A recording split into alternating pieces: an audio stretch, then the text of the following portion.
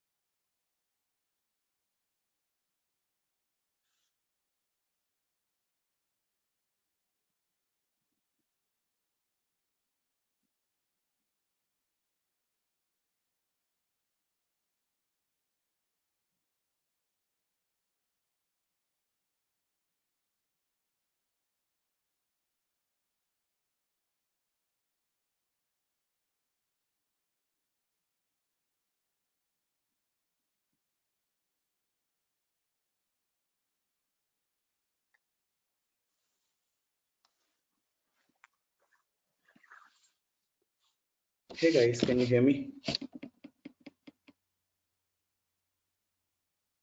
Yes, sir. Yes, sir. A very good morning and good evening if we have anyone joining from US.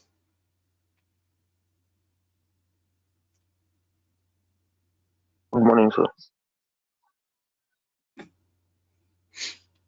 So we are waiting for everyone to join, guys, but I think we have waited almost 10 minutes now. In the interest of our time, we will get started, and whoever joins will join at a later point in time. Okay. So a couple of things. Let's try to make this demo an interactive one. And I cannot showcase all my skill sets in the span of 1 hour. Okay, so we'll try to answer your questions the best possible ways. Okay, and then we'll try to make this session more interactive and more fun, right? And this is what we have for today. We are going to introduce ourselves. Like I'll introduce myself to you, and you'll introduce yourself to me, right? That would set up the right expectations for me to understand where to start from. And I'm going to talk about Python because most of you, might have joined Python with different expectations, right?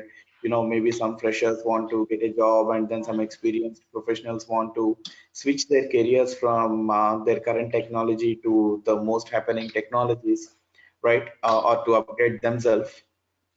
So I'm gonna talk about what Python is exactly and how it would help you to get into your desired roles. Okay, and then we'll talk about. I'll walk you through our curriculum, like what we're gonna talk about in next 6 7 weeks, and then I'll take your questions and answers. Okay, 9 and one thing, guys, the session is being recorded. So, in the interest of the recording, I would request every one of you to go on mute. Thank you. So, you have any questions, concerns, you can probably ping me in the chat window, or you can unmute yourself when we are having a discussion. Okay, that's totally allowed. You can definitely unmute yourself when you want to express something or when you want to, ask a question. Okay, you're free to do that, right? So let me introduce myself, guys. My name is Suresh. I have a total of 8 year experience into IT industry, and I have been a full-time data engineer, right? So most of my works would be related to data related technologies like um, BigQuery. I work on Spark, I work on Azure Synapse, I work on Databricks, Okay, so what I predominantly do is, provide data solutions to the organizations, and making that data available to the data scientists or data analysts for running their ML applications or to build their reports. Okay, over the period of time, you'll get to understand more about my role because I'll be taking a lot of examples from my current projects while explaining Python.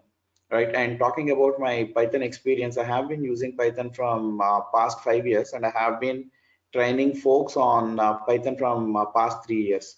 Okay, and I'm into training industry for almost 5 years now. I have been training courses on data engineering from past 5 years, and I started Python from I think it's in 2019. Okay, so yeah, that's a brief introduction about me, guys. So would like to know your intro too. Like I said, let's not spend too much time there. I just want three things from you: your name, and then your experience, and then your technology if you are currently working, or the technology if you are an experienced professional. So this is how it is. I'm expecting Suresh, and then experience 8 years, and then maybe technology currently I'm working on is let's say data engineer. Data engineer is not a technology, at least a role. Okay, and then if you are a fresher, don't worry guys, your introduction would be pretty simple. Your name, and then just mention you're a fresher. That will do, so that I'll get to understand from what background you are coming in from, so that would give me a better idea to where to start from. So I'm waiting for your responses, guys. I have turned on my chat window.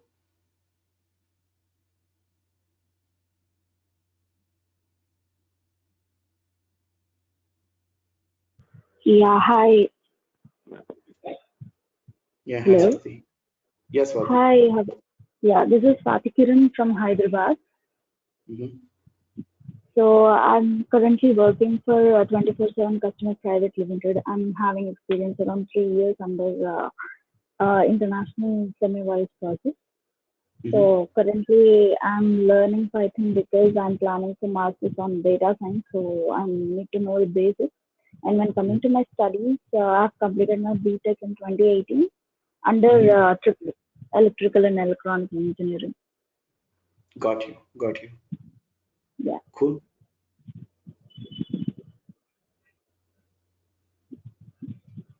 Hi, sir. I am Kalyan, Sai Kalyan from Hi, Hyderabad. good. Mm-hmm.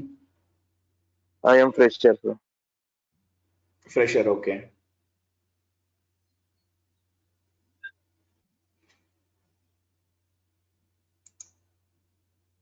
Hi sir, Utkarsh, my name is Mahidhar. continue. I'm from Bhimavaram. I am also a Mm-hmm. fresher, sir. Okay. Hi, Mahidhar. Hi, Utkarsh. 13 years experience, sorry, predominantly into infra and DevOps. Okay. Hello. Yeah. Hi, Yeah, Nisha. this is Nisha. Yeah, this is Nisha from US, Mm-hmm. and I'm completely now housewife, so I don't have any real-time experience. But Mm-hmm. my background is from computer science, so I Mm-hmm. know some of languages like Java and Python, but I'm not that much through. So just I want to learn, and I want to jump in like software side. So just I want to learn that. Gotcha. Yep. Thank you. Anybody else would love to introduce themselves? Like I said, if you're not comfortable talking, you can use your chat window and follow this format. This will do for me.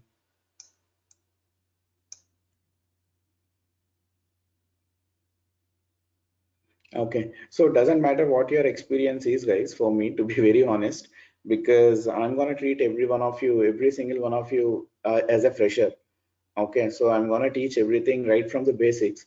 So you don't really need to worry about whether you are experienced or you are a fresher or you are into something.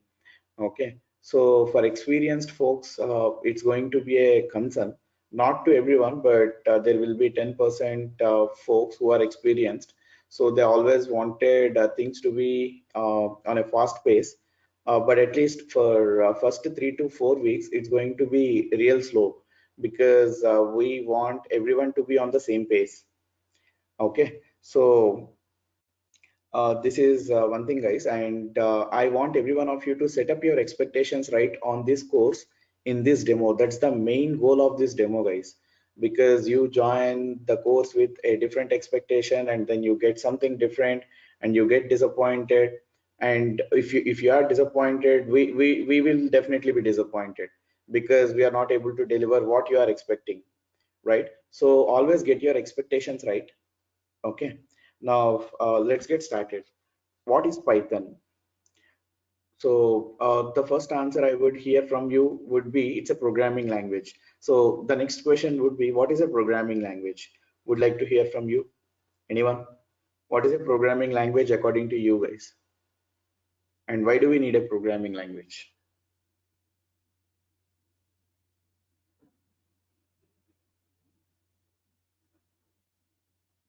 You can use your chat window, and I'll give you one benefit in my sessions, guys. You are free to use Google. Okay, the questions I'm asking here is not to test your knowledge, but to make you interactive.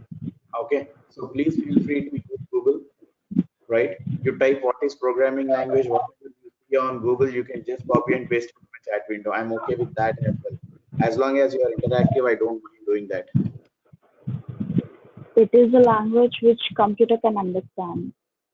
Language can computer can understand. Okay. Yeah. As we have different languages, likewise, computer has different languages on his own. Mm-hmm. And also, in order to make all the calculations and information, uh, uh, to put up information easily and to get the information easily without any calculations, we use computing language. Okay. Yes, to some extent, not to some extent. Most of the part is correct. Okay. Any other thoughts, guys, about a programming language?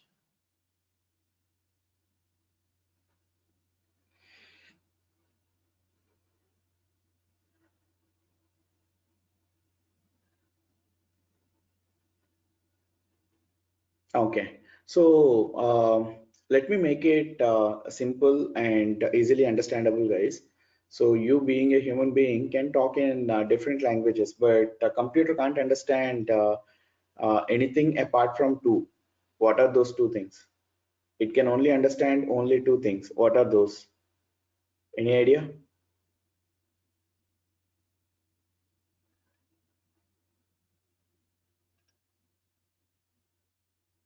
Your computer can understand only zeros and ones here. It can't understand anything else. Okay, you might ask me a question, boss, then whatever I'm typing, whatever I'm doing, whatever I mean, for what are the purposes I'm using computer is different. If it can understand only zeros and ones, how all these things are made possible? As simple as that, programming language. Okay, so a programming language is nothing but a language which can give your computer the set of instructions that are needed to get a task done. As simple as that. Maybe you want to build a calculator. Your computer is not self-intelligent, but you are. Okay, you should tell your computer what to do. Your computer is just like a dumb-minded slave. Okay, your computer is a dumb-minded slave. It doesn't have any intelligence. Okay, you tell take 2 steps forward, it will go and take 2 steps forward. Might if it has legs. Okay, it's such a dumb-minded machine. Okay, but it will do whatever you tell, whatever you ask him to do it or her to do it. Okay, so as simple as that, right? So a program is nothing but a set of instructions given by you to your computer to get some task done, right? Say for example, you want to add a couple of numbers, or maybe you want to play a movie, maybe you want to edit a photo. Okay, so you call them as softwares, right? For playing a movie, you would need a media player like Windows Media Player or VLC Media Player or whatever it is. So what is a VLC Media Player? VLC Media Player is nothing but a set of instructions abstracted by a GUI. graphical user interface. Okay, say for example, I'm an organization and I have built a set of instructions which is capable to run a .mkb file or .mp4 file. Okay, let's say Pradeep wants to watch a movie, and then he can't write those set of instructions by himself, but he can purchase a set of instructions from somebody who already developed it. Okay, but if I ask him to run this code will play that movie for you. Would he be comfortable? He would definitely not. Okay, maybe my competitor organization would use the same set of instructions and build a beautiful GUI around it and give that GUI to Pradeep. He would be more happy to use that rather than running my set of instructions and then playing a movie. So with this discussion, what I want you to understand is whatever the software you are using in your computer, be it Chrome browser or be it GoToMeeting, whatever you are using, be it File Explorer, be it Word document, whatever it is, they are nothing but a GUIs which are abstracting a set of instructions in the backend. Okay, so basically what we do is we add all those graphic user interface and give that to you as an executable .exe files. Okay, so I mean we are talking way forward, but let's get back to the basics again. So a program is nothing but a set of instructions, right? And you might ask me a question, sir, when we are writing programs, we are using different programming languages like Java, Python, C, C++. So what are all these languages? And does your computer understand all these languages? No. Answer is simple no. Okay, then how are we executing this code? So basically every programming language comes up with a component called compiler. Okay, so this compiler is the component which would convert what are the programming, what are the set of instructions or what are the programming language you have used to the machine understandable format, which is zeros and ones. Okay, so that's how it works, guys. Say for example, Python, you have Python compiler, C, you have C compiler, Java, you have JVM to do that. Okay, not JVM, Java C compiler. Okay, so you take any programming language, every programming language comes up with their own compilers. Okay, so sir, why these many programming languages? It changes from purpose to purpose. I would say there is a purpose for every programming language. Say for example, you want to learn ML, you will not be able to develop ML applications using Java. When I say you will not be able to, it's not that a strict no, but Python is more flexible when it comes to developing ML applications, right? And maybe you want to develop web applications. Okay, so Java is the most preferred language when it comes to development of web applications because of its available libraries, or it could be because of different other things. Okay, so talking about Python, so I'm not saying that Python can't be used, but when you talk about 100 applications out of 100, 70 applications are built using Java web applications. Okay, so every programming language comes up with its own purpose. Okay, and second thing, the comfort of the developer too. Say for example, if an application can be built, if the same application can be built using Java and also Python, so what language to choose would depend on the developer sometimes. Okay, dude, I'm comfortable with Python. Give that task to me in Python, I'll be able to finish it off real quick. Okay, sometimes those kind of discussions happens too, right? So there are a lot of programming languages available, guys, which can be categorized into different categories, which we will be talking about in couple of sessions, right?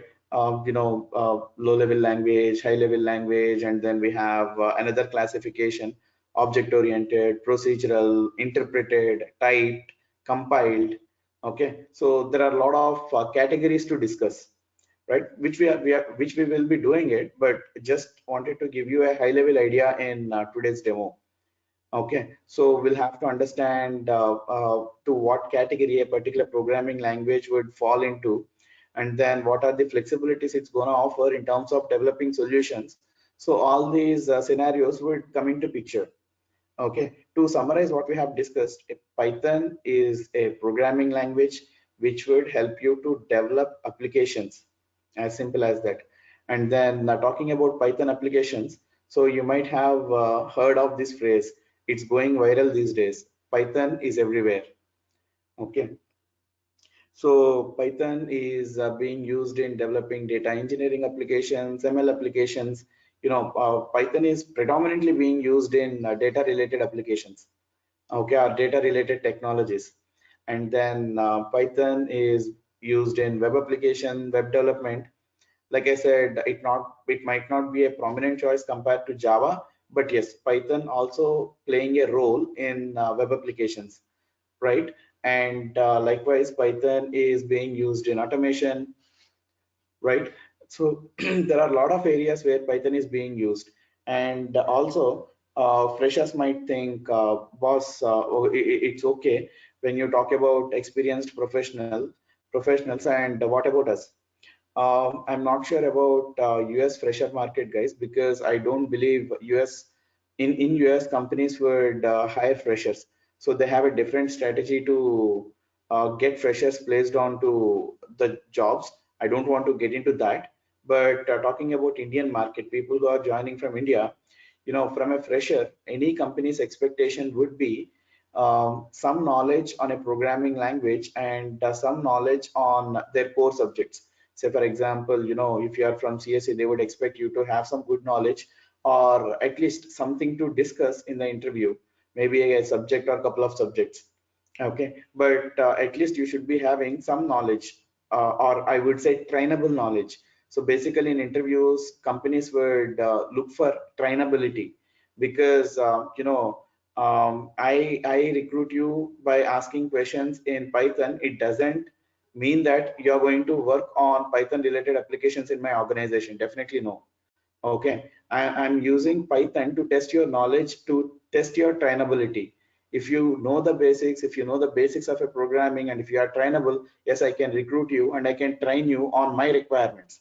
Maybe I have a couple of requirements in data engineering, so I'll teach you Python and I'll teach you the technologies. I'll teach you Spark, I'll teach you Databricks, I'll teach you Snowflake. I mean, as per my client requirements, and then I'll put you into project.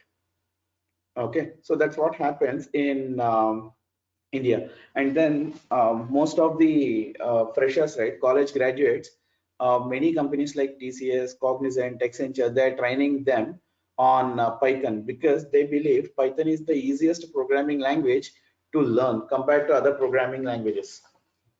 Okay, so at least they are trying to induce those programming concepts using Python, and these programming concepts doesn't change from a programming language to programming language, guys. Only syntax changes, and few constructs around the programming language will change. Say, for example, we talk about loops. For loop, the concept of for loop, while loop doesn't change in Java and Python.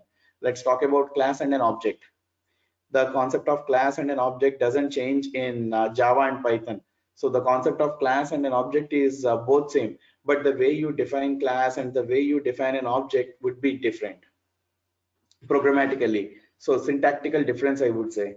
The concept of inheritance would be same in Java, Scala, and also in Python. Okay.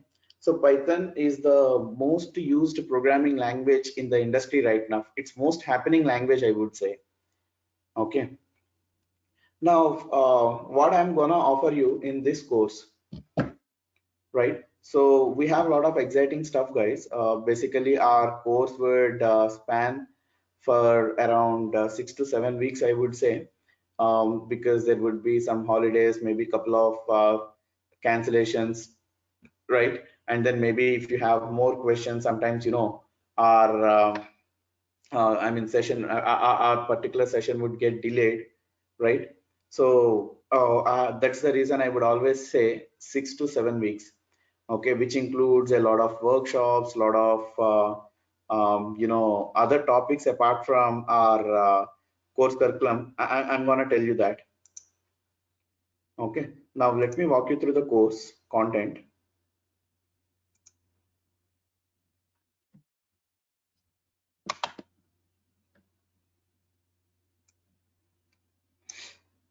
So I have divided the entire content into different modules, guys. And the name of our course is going to be Comprehensive Python. And I'll justify why I'm calling this as a comprehensive Python course. Okay, so we'll start with basics of Python. So first module will go very slow, guys, because this is the module where I'm gonna introduce the programming concepts to you, right? So in module one, we'll talk about what exactly Python is, then we'll talk about features, then we talk about installation and setup. So I'm going to show you different ways of running a Python code.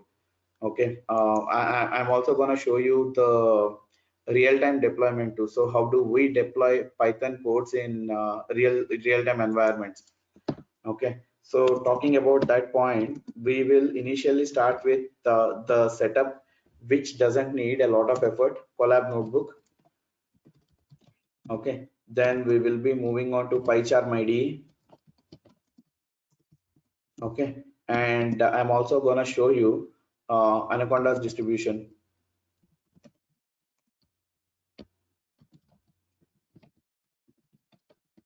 Okay, so basically we'll install this Anaconda's distribution, but I'm gonna show you the Jupyter notebook.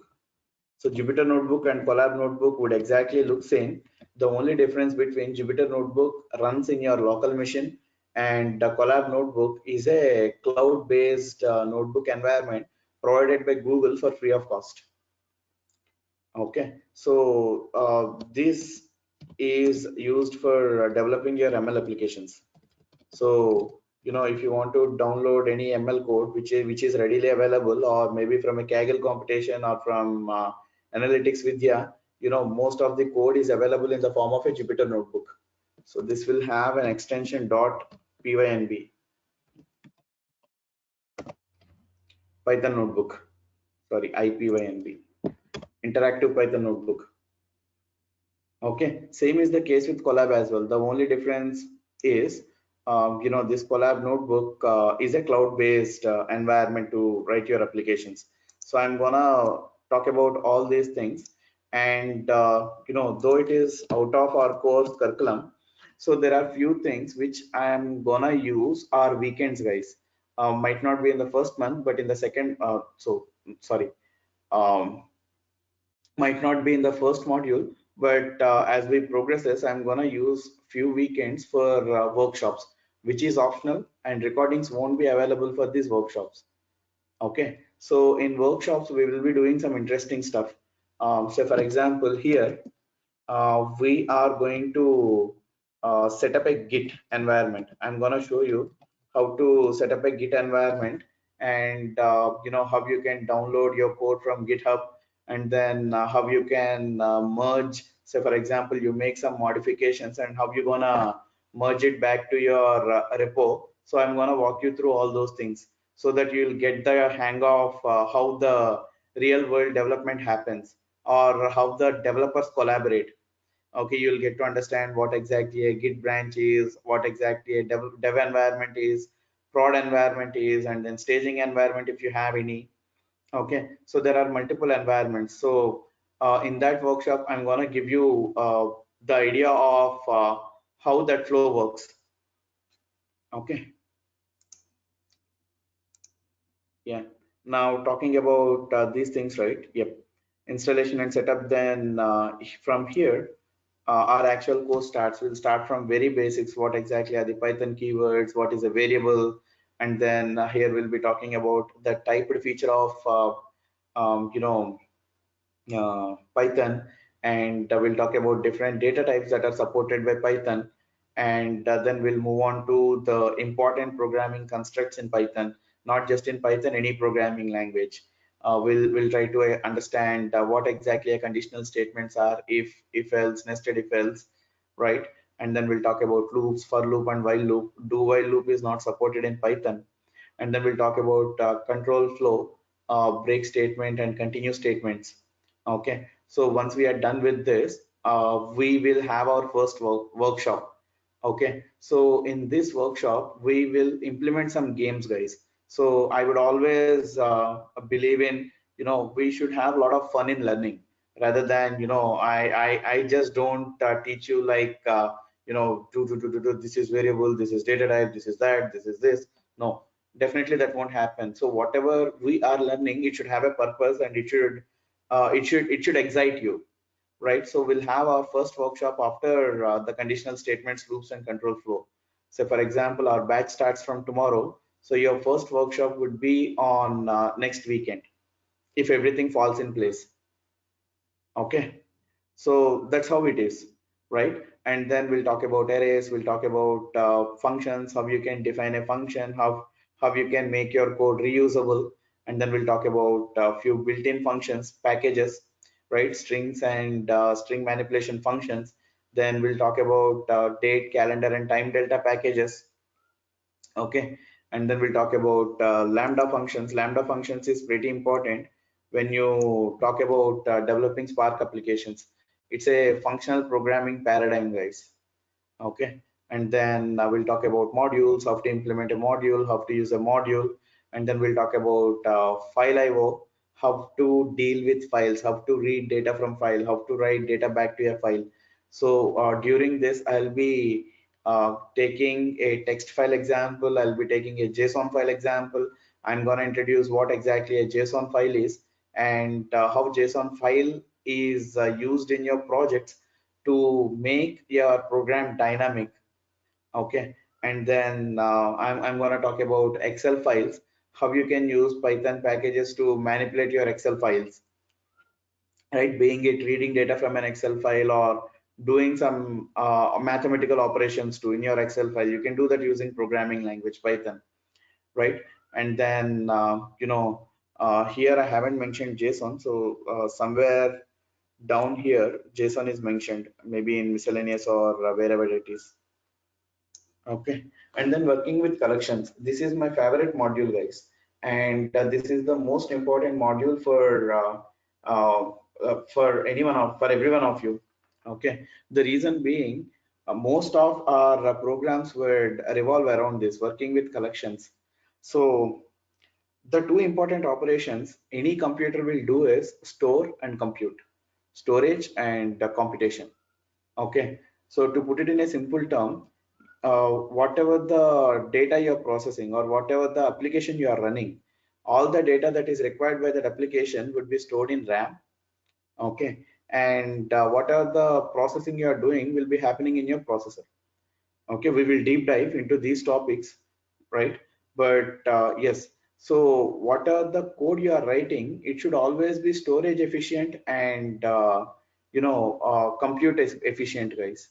Okay, so these two are measured in terms of space complexity and time complexity, if you have ever heard of those terms, especially those CSE folks, okay, who are from computer science background folks.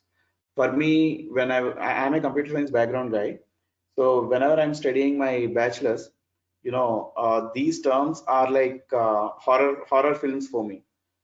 Okay, so they're always French and Latin for me. I never understood what is a space complexity and what is time complexity. Okay, so it's as simple as this.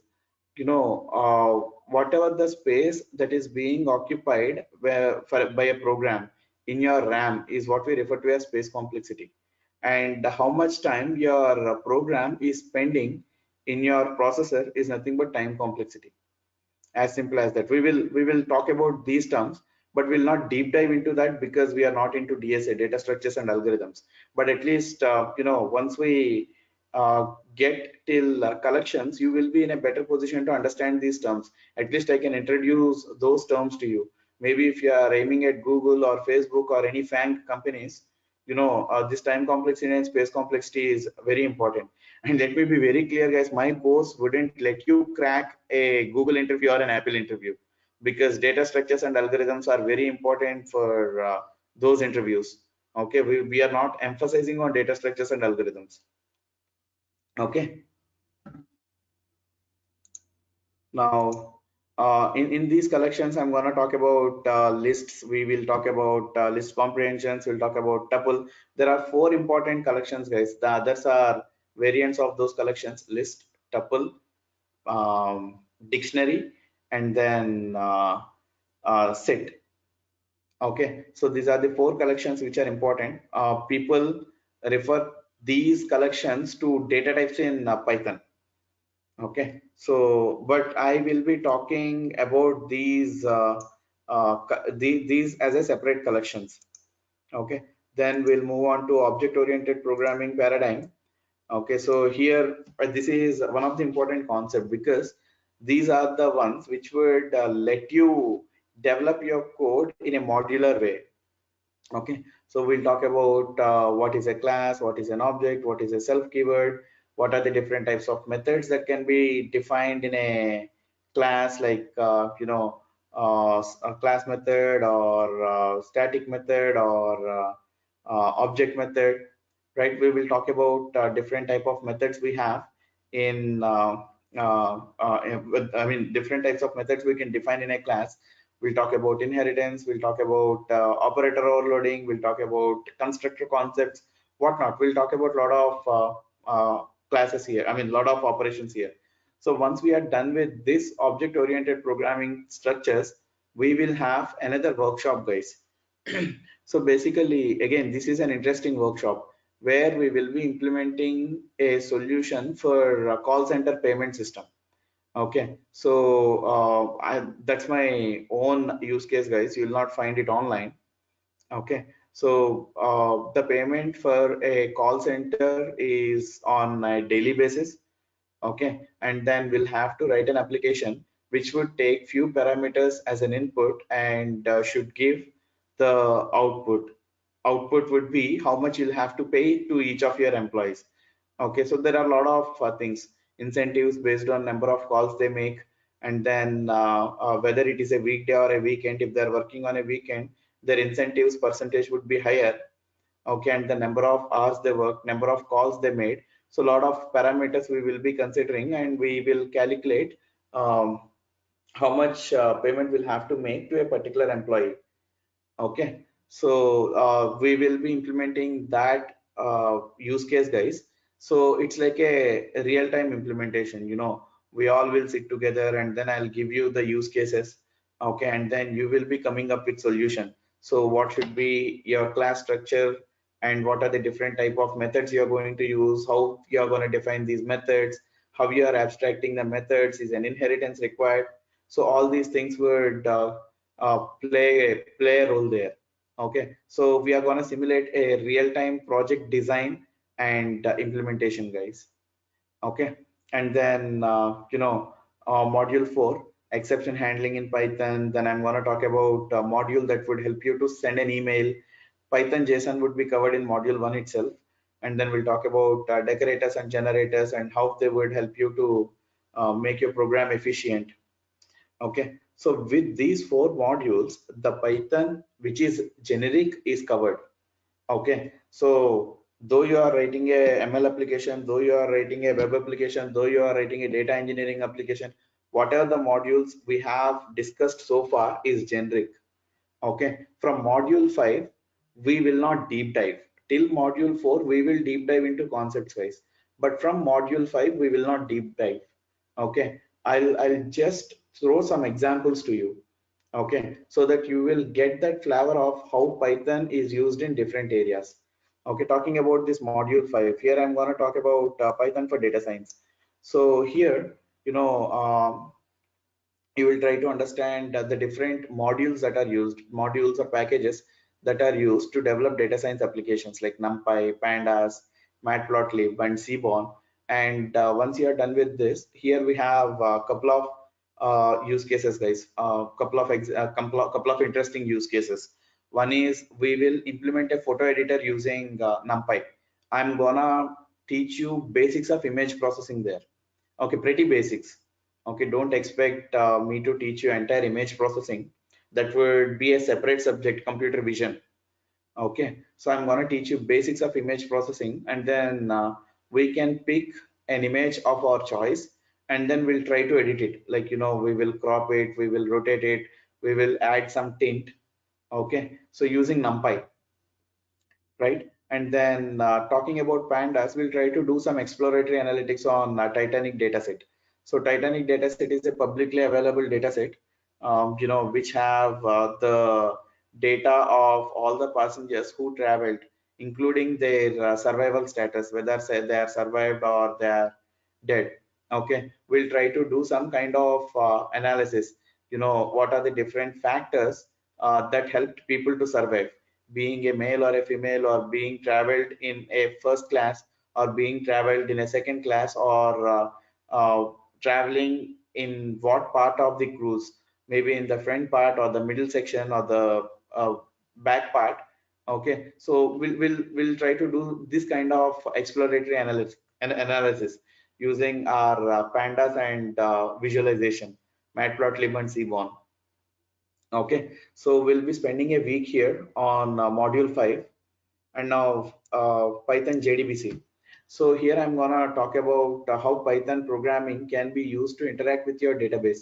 So here I'm gonna show you CRUD operations, how you can do CRUD operations on a database. Again, boss, I don't have basics on database. Will I be able to understand this module? I'm gonna provide you the required basics. I'm gonna teach you what a database is. I'm gonna teach you how you can, I'm going to take MySQL as an example database, and I'm going to show you how you can do CRUD operations. When I say CRUD, creating a table, updating, read and delete, and then I'll get to the Python code, and I'm going to show you how you can do those operations using Python code. Okay, and then our last module, web programming using Django and Flask. My dear web application aspirants, don't expect me to teach the modules and frameworks. So this is going to be a 2-session module where I'm gonna introduce the terminology to you, web application terminology, and I'm gonna show you how a web application works. What is a web server, and then what is a client-side programming, and what is this HTTP protocol, and how these things will work, the get and post methods. I'm gonna give you that overview. In addition to that, I'm gonna show you how to set up Django environment and Flask environment, and we'll create a hello world program, just a hello world program, so that you'll get that flavor of how this web interaction would happen. Okay, so this is our course, guys, and the duration is for 6 to 7 weeks. Okay, so I have never completed a batch in 6 weeks. Okay, so I'm just giving you a heads up. So expect it to be 7 weeks. Okay, and we are gonna cover all these things during these 7 weeks, guys. And then like I said, we'll have a lot of examples to work on, and then I'll give you all the reference materials, right? And then I encourage you to take up some competitions online, maybe in hackathons. I'm gonna provide you the best websites too. Okay, and then I'm gonna provide you a PDF as well. I mean, you can download that directly as a reference book, and then whatever the artifacts I'm gonna use, be it my collab notebooks or Python projects, or the use cases or the workshop material, I'm gonna provide you guys. Okay, so I'll be doing that only on module wise, and everyday recordings would be uploaded after the session is completed. Okay, but code, right, I don't want to upload code right away. So I'll be completing a module, only then expect me to upload the code. The reason being, I don't want you to copy and paste it. I want you to type it, make your hands dirty. Okay, that's the only way to start learning programming language. So go through the recordings and then retype whatever you are seeing on your screen. Okay, so yeah, and then like I said, the session timings are from 7:30 to 8:30, and other details you'll be getting from your respective consultants. Okay, whoever have provided you this demo link. And yep, I'm up for question and answers, guys. Please use your chat window, or you can directly unmute yourself and post me a question.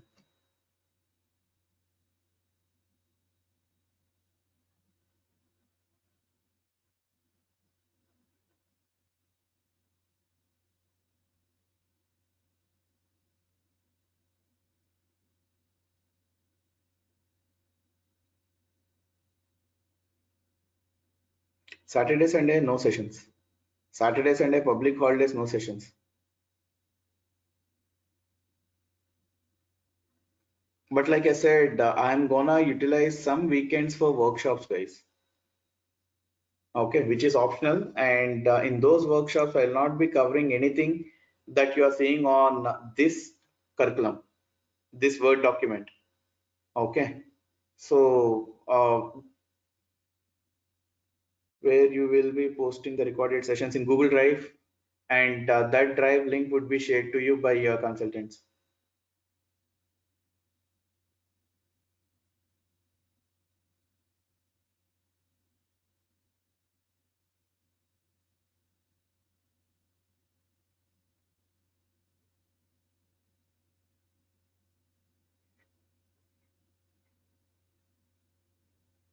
Any other questions?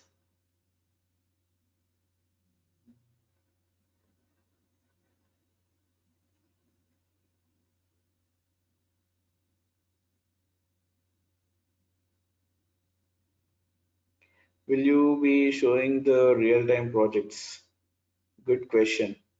So the answer is partially yes. It's not a complete yes, but partially yes, because whatever you are going to learn here would give you a feel of developing a Python application. And secondly, Python cannot be used completely to develop a real-time project, guys.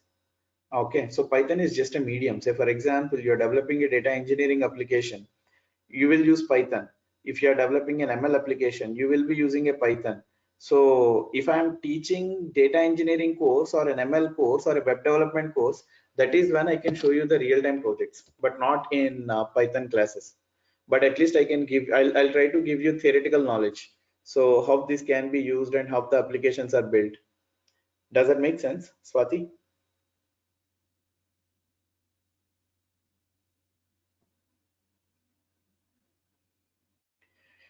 So Pradeep, can you guide us on any certifications related to Python as a part of this training?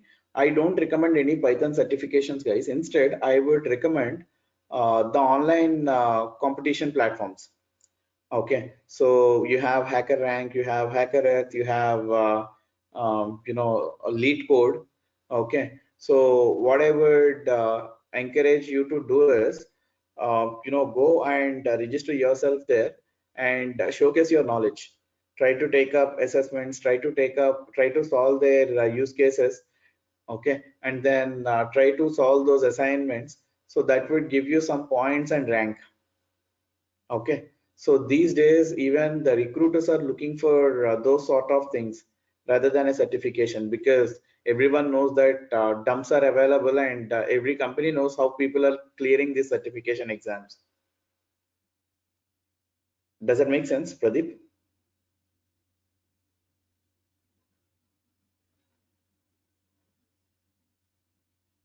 And it is easier for you to share your achievements on LinkedIn too. Say, for example, you have solved a use case on a hacker rank, or maybe you have just started. You can share all your accreditation, sorry, all your accomplishments in your LinkedIn profile.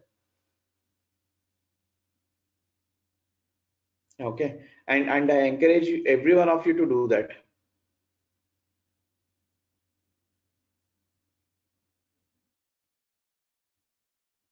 Any other questions?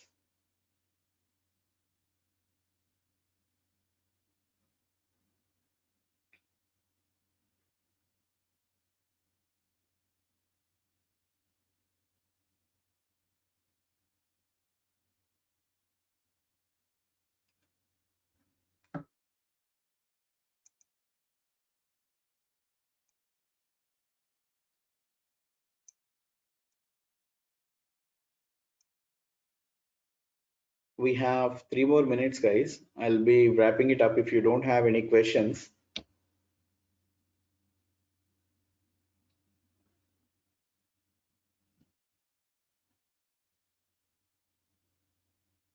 Another good question. How well can Python help us in data science stream?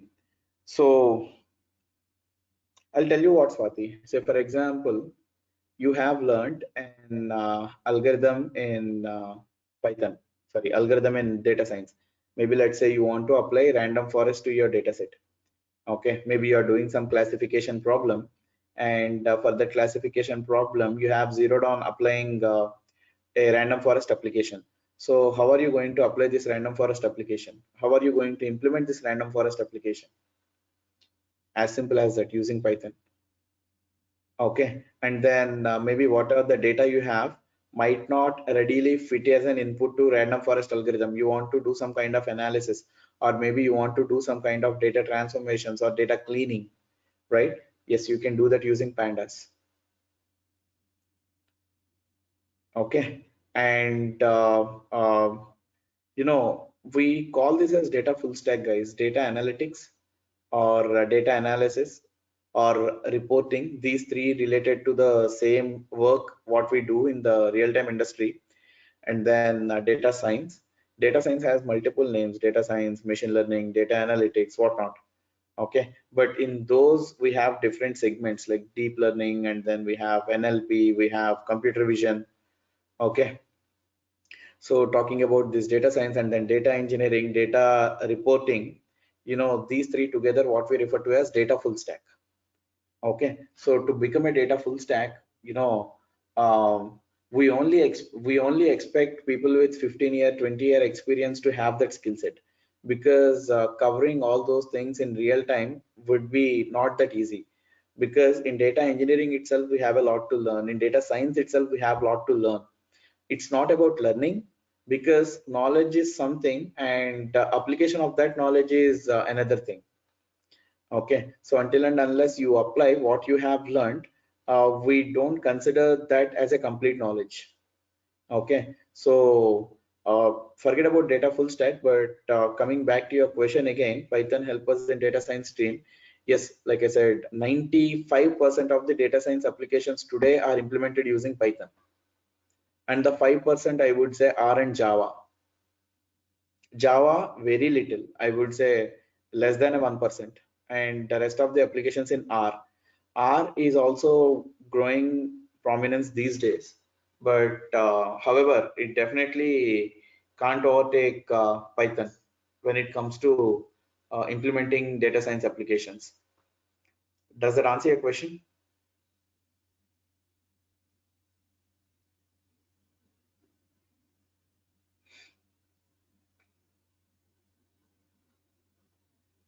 Perfect.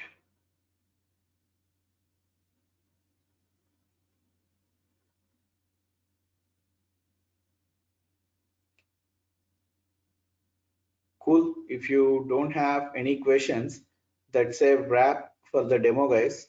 And hope you enjoyed the session.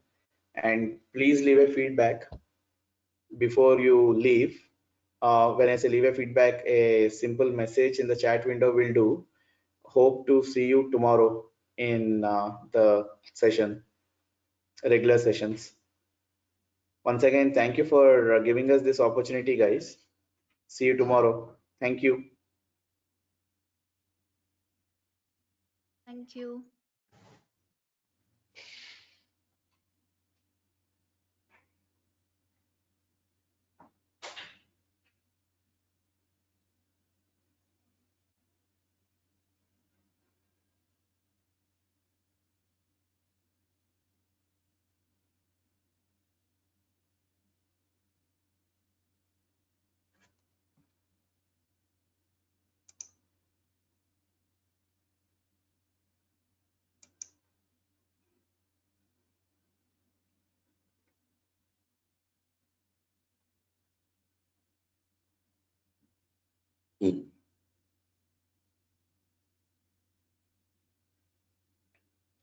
Thank you, guys.